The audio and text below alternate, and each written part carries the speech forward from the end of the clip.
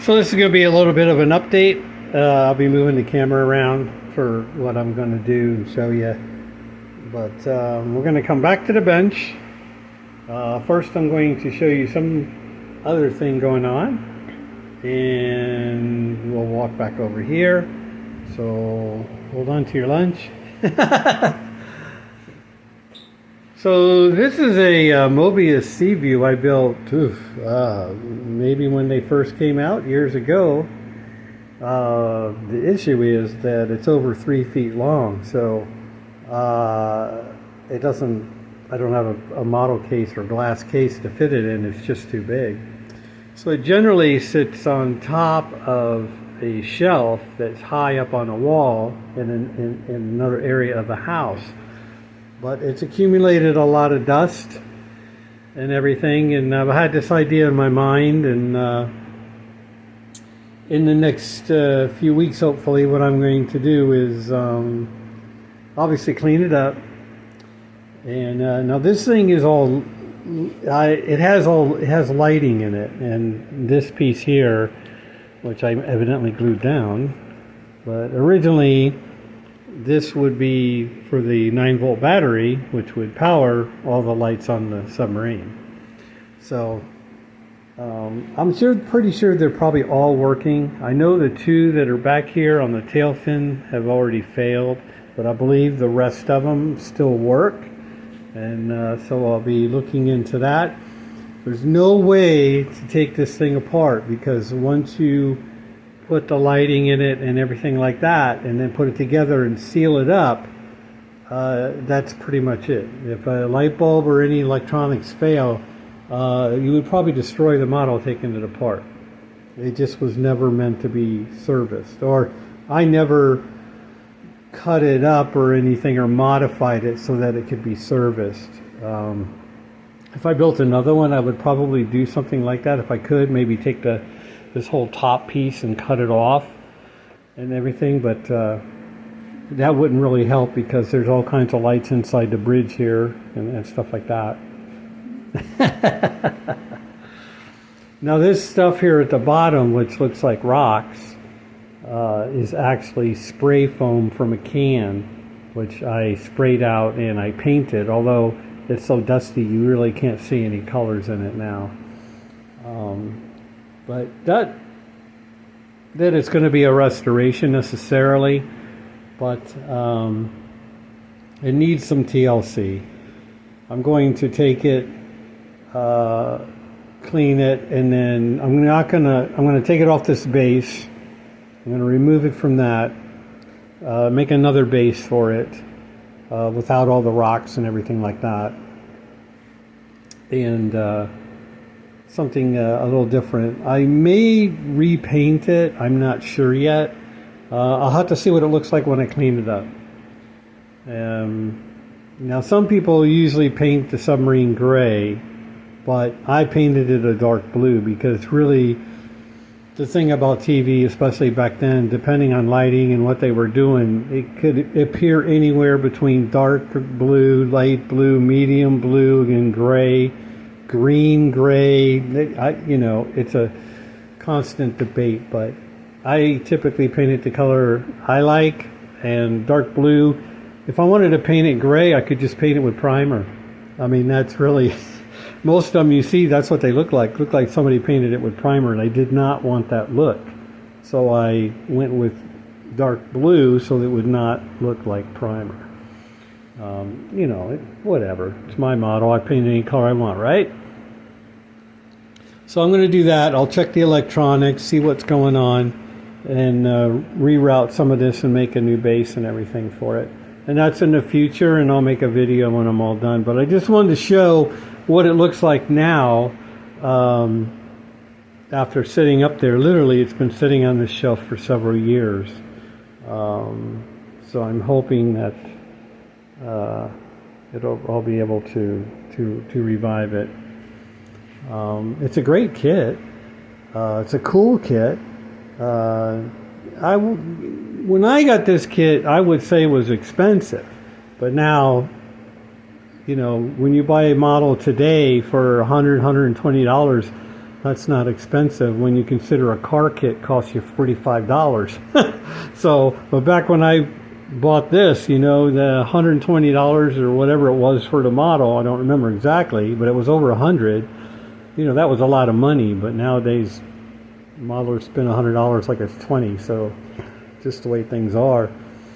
So let's go back to the bench, and actually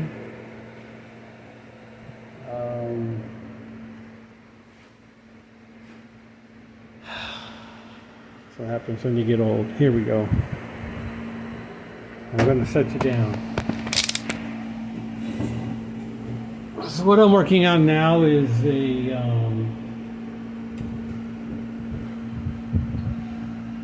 how about that, huh? That's pretty good. I'm prepared, right? I'm working on this Moebius Ram truck. I like the 70s Ford trucks, and I noticed that they reissued this recently, and I thought, you know, I should really get that truck out and build it. So that's what I've done. This is an older version, but I'm sure it's identical to the one that's out now.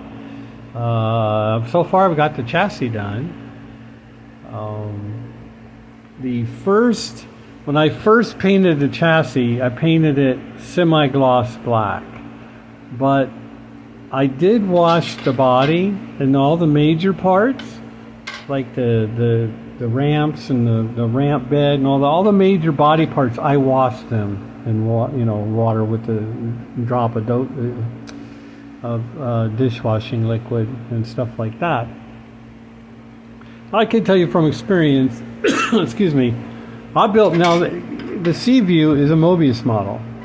I've built several science fiction Moebius models. I've built Moebius models figures, and I've built several of their car and truck kits.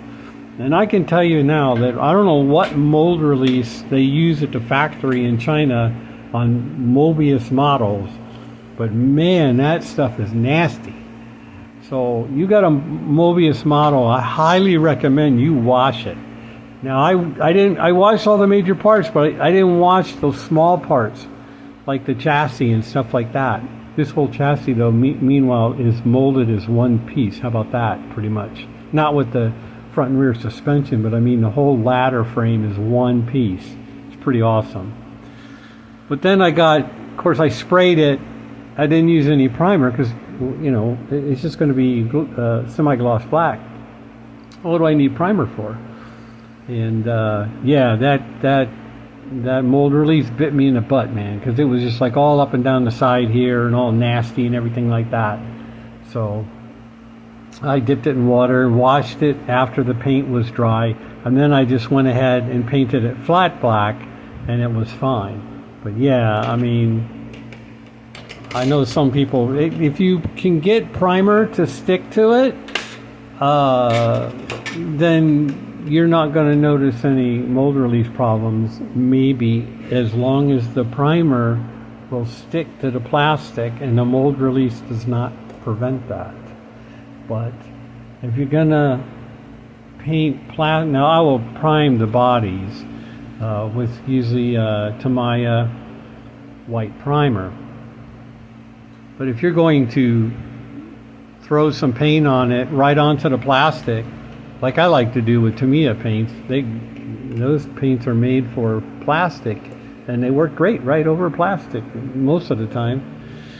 So anyway, just a heads up on, make sure you wash those Moebius models. I'm not downgrading the models. I'm not giving them a hard time. After all, I mean, they're made in a foreign country, and they may not even be aware of whatever chemicals they use to supposedly wash the parts after they make them. Who knows, So I'm not blaming Moebius. I love their models.